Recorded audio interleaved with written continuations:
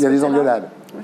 Ça prend du temps, l'engueulade, là, quand même. C'est ça le problème de l'engueulade, c'est qu'il faut que je traduise le mal l'engueulade. Oui. C'est pas sympa, ça. Oui, c'est pas sympa.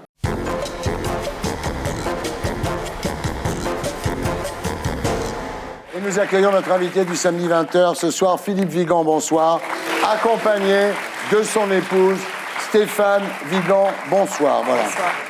Alors, Philippe Vigan, vous êtes atteint du locked-in syndrome, ou le syndrome d'enfermement, une affection neurologique rare qui se manifeste par une paralysie de tous les muscles du corps, sauf les paupières.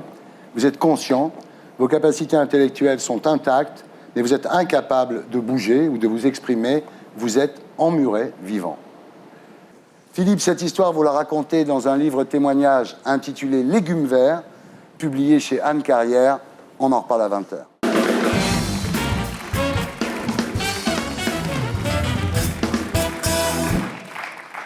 Stéphane et Philippe Vigan, rebonsoir. Philippe, vous êtes né le 6 mai 1957 à Boulogne.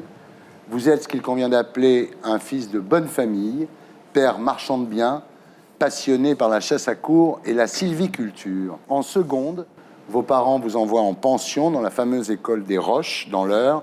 C'est là que vous passez un bac scientifique, que vous repasserez pour obtenir une mention bien. Vous intégrez l'ISG, l'Institut supérieur de gestion. Et en 1981, le soir de Noël, vous rencontrez Stéphane. Vous avez 25 ans, elle a 20 ans, c'est le coup de foudre. 9 mois plus tard, vous vous mariez, voilà. Alors Philippe, vous êtes d'abord embauché par Matra, avant de devenir contrôleur de gestion chez Hachette Philippe Aki. Mais le week-end, c'est toujours chasse à courre et golf. Vous êtes parmi les 100 meilleurs joueurs de golf français. Stéphane, chef de pub dans une agence de communication, vous avez 2 filles, tout va bien. Et là, en 1990, le 4 juillet au matin, vous traversez Neuilly pour vous rendre à votre bureau quand vous entendez une gigantesque explosion. Le problème, c'est que vous êtes le seul à l'avoir entendu. À ce moment-là, vous pensez à quoi? J. A. G. T. Tout de suite. Su. Que c'était grave. Il a tout de suite su que c'était grave.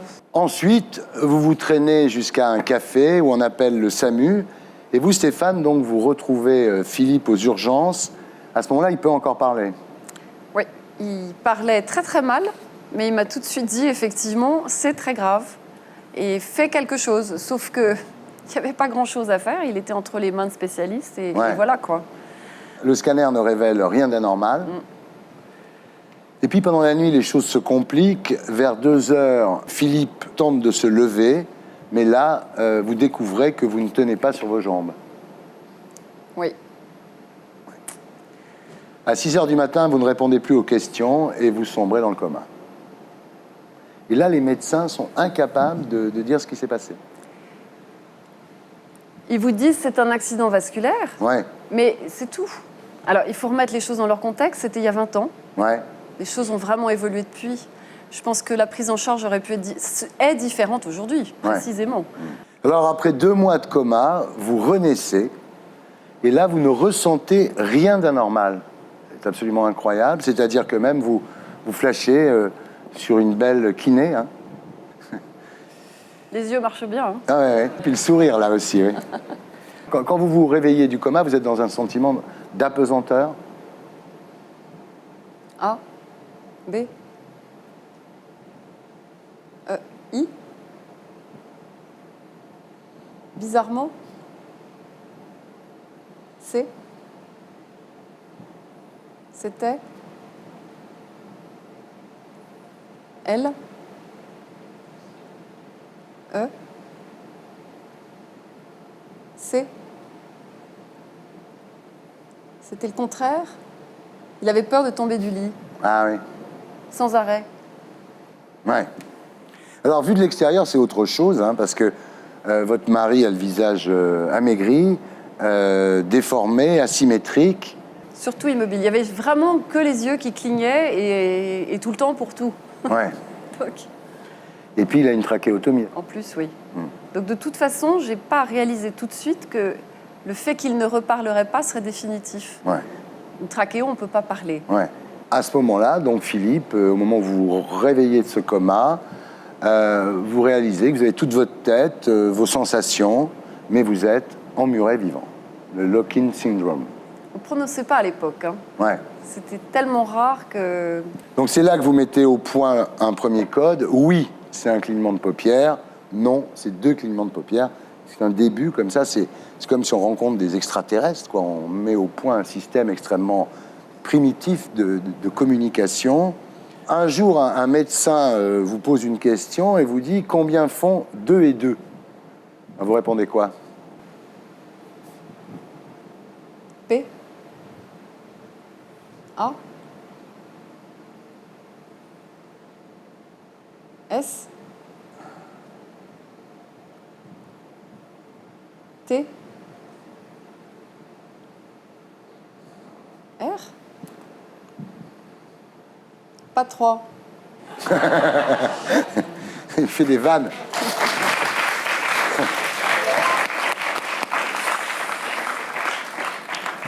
Alors là, effectivement, vous dites, Philippe, la prison semblait s'ouvrir un peu. Voilà. Et finalement, grâce à une amie à vous, vous allez pouvoir vous exprimer presque librement, disons. L'idée, c'est de classer les lettres en 2 tableaux, un tableau de consonnes, un tableau de voyelles, et puis vous clignez des yeux pour montrer la colonne et la ligne. Voilà. Déjà un gros progrès. C'est toujours celui qu'il utilise aujourd'hui. Hein. Voilà, ouais. C'est comme un jeu de toucher-coller. Ouais. A2. Ouais, c'est ça. Voilà. Voilà. Il indique d'abord la colonne, puis la ligne, et donc on avance, comme vous venez de le voir, lettre par lettre. Et donc, votre première phrase, après 2 mois de silence, c'est « j'ai mal aux pieds ». Et vous, en fait, vous dites qu'il a dit « je t'aime ». Alors, c'est quoi la vraie? Eh bien, on reste sur nos positions. Ah, d'accord. Et là, alors, ce qui est extraordinaire dans votre histoire à tous les deux, c'est que là, vous faites un enfant. Quand on vous demande comment on fait un enfant avec le lock-in syndrome, vous répondez « n'en déplaise aux mauvaises langues, on fait comme tout le monde un soir d'amour ». Tout est dit. Ouais. Ce qu'il faut dire, en fait, c'est que les sensations de Philippe sont intactes, en fait, et même les zones érogènes, évidemment, par la même occasion. Mais vous avez ressenti de la suspicion et de la réprobation autour de vous à ce moment-là. C'est impensable pour les gens. Ouais. Philippe ne bouge pas, donc il ne sent pas, donc il n'entend pas, donc il ne... Enfin, c'est comme si c'était un légume. Ouais. Voilà. Alors ensuite, Matra met au point un ordinateur sur lequel il suffit de fixer une lettre pendant une demi-seconde pour la taper. Et là, effectivement, ça devient magique, quoi, parce que Philippe peut écrire. Voilà. C'est un ordinateur qui fonctionne... Il y a une petite caméra qui filme son œil et il balade l'un de ses yeux sur l'écran, sur lequel il y a un écran virtuel. Et les lettres s'écrivent... Enfin, c'est comme un doigt. Ouais. C'est l'œil qui fait doigt. Ouais. Alors, après un séjour à Garches en rééducation, un autre séjour à Kerpap en Bretagne, Philippe, vous revenez chez vous et là, vous réalisez en fait que vous gênez un peu. C'est-à-dire que vous êtes extrêmement exigeant parce que vous venez de l'hôpital où tout le monde était à votre service toute la journée et vous vous rendez compte qu'il faut vous faire un peu oublier. C'est quand même énorme dans votre cas, non? C'est un comble. Vous avez souffert de ça? J. G. J-A. R. R. J'arrive. A. S. Assez bien. A. Me. Faire oublier? Oui.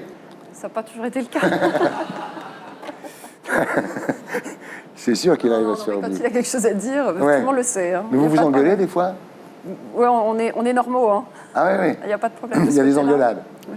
Ça prend du temps, l'engueulade, là, quand même. C'est ça le problème de l'engueulade, c'est qu'il faut que je traduise oui, le mal qu'il vous dit. l'engueulade. Ouais. C'est pas sympa, ça. Oui, c'est pas sympa.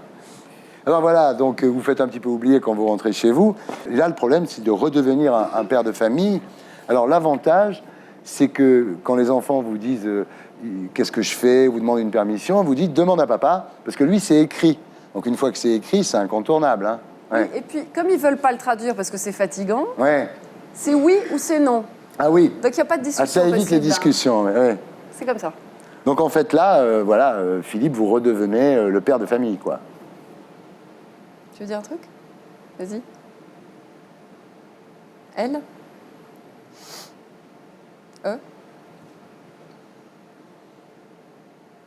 Problème? C'est? Que? C'est? C'est? Des?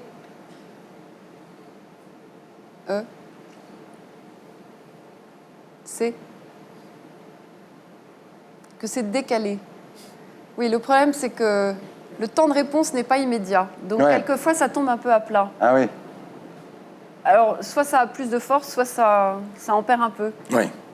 Alors, vos deux filles réagissent différemment. Capucine dit « je veux changer de famille ». Elle s'en va. Enfin, après, elle revient. Hein. Oui. Mais dans un premier temps, elle est partie. Et quand elle est revenue, d'ailleurs, c'était bien. Oui. L'autre, Juliette, n'est pas perturbée. Elle dit « je préfère avoir un papa handicapé qu'un papa mort ». C'est vrai. Après être devenu un bon papa, il faudra redevenir un bon mari. Alors évidemment, on peut dire la vérité, c'est que jouer les infirmières, ça booste pas spécialement le désir quand on s'occupe de quelqu'un comme ça toute la journée. Mais Philippe compense par des attentions. C'est-à-dire, si vous vous engueulez, il vous offre un bouquet de fleurs, par exemple. Oui, pas seulement après une engueulade. Ah oui, c'est bien alors, c'est mieux que les autres. Oui, c'est pas mal, pas mal, pas mal. Il vous a offert une bague aussi. Entre autres. Entre autres. Oui, oui. Il me gâte. Il fait beaucoup d'efforts pour faire des surprises, souvent. Oui. Ce que les hommes ne font pas toujours. Oui. Je remarque sur les autres. Bon, alors je prends ce qui est à prendre. Ça a développé sa créativité, clairement, pour me garder. En tous les cas, je trouve qu'il est très malicieux, Philippe. Alors, évidemment, aujourd'hui, Philippe, vous connaissez de bons moments. Lire l'équipe, évidemment, grand moment. Assister à un concert de AC/DC, le bain chaud, mais surtout l'orange pressée le matin. Ça, c'est le grand moment. C'est.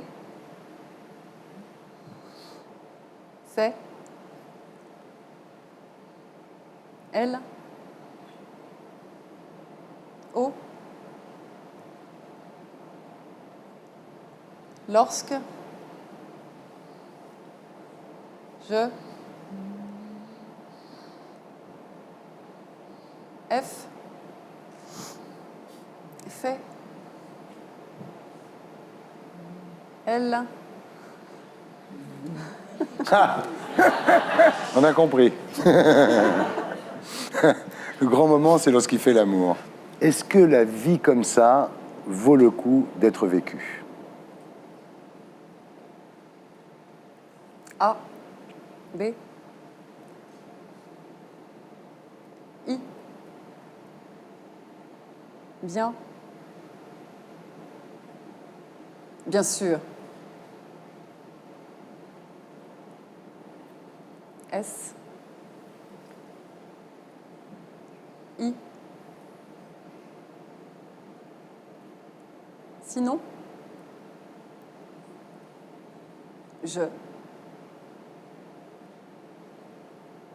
N. N'aurait pas écrit ce livre. Ouais. C'est vrai, ce qui change tout, c'est qu'il est aimé.